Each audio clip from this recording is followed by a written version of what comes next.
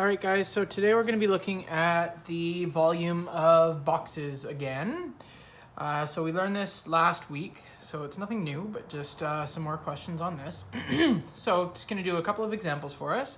First off, what is the volume of this box? So here's a box, and it's asking us what's the volume of it. So when it asks the volume, it's what's this space inside the box that this takes up. Okay, so remember from last day, the way that we calculate volume is we basically figure out the base, so width times length, and then we take that width times length, so the base of the object, and we multiply it by the height, so that it's kind of like the base going all the way throughout. So I showed you how that worked last day. For today, let's just use the formula. So volume is width times length times height. So here's my width. Width is 12. How wide my box is. My length is how long my box is. My length is 20 centimeters. And my box is 10 centimeters high. So my height, my h is 10 centimeters. So all I'm gonna do is just put that into my formula. So 12 times 20 times 10.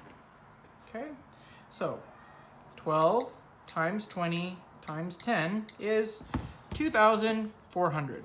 2,400. And since I'm talking about volume, I'm talking in 3 dimensions, so I'm talking about centimeters cubed, because it's like all these teeny tiny little centimeter cubes filling up this space. Okay, so that's one example. Here's another one. Okay, so the box of a semi-trailer has a volume of 54 meters cubed. The box is 9 meters long and 2.5 meters wide.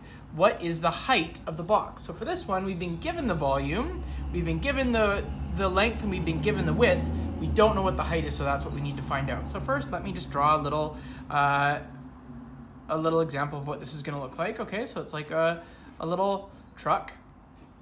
Okay, really quickly, I'm gonna draw it for us. Okay, something like that. And across like that. Okay, so there's my box. My wheel wouldn't go there. My wheel wouldn't go there. My wheel will go here and here. There's my beautiful, maybe there's a wheel over there too. Okay, my beautiful semi-trailer box. Okay, so what have I been told? Well, I've been told that it's 9 meters long. So it's 9 meters long this way, and I've been told that it's 2.5 meters wide. Okay, so I know it's 2.5 meters wide, I know it's 9 meters long, and I know that the whole space that it takes up, so the volume is 54 meters cubed. Okay, so again, basically what I found out, so I know what the base is going to be, and to do that, I can just do 2.5 times 9, 2.5 times 9. So I know that this base, the top or the bottom, the area of that is 22.5 meters squared.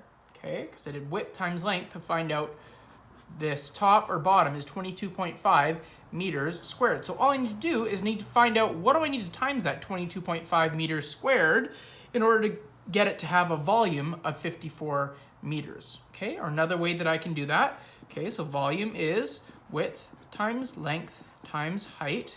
Okay, so the volume is 54 meters cubed is equal to, my width times length is 22.5 meters squared times whatever my height is.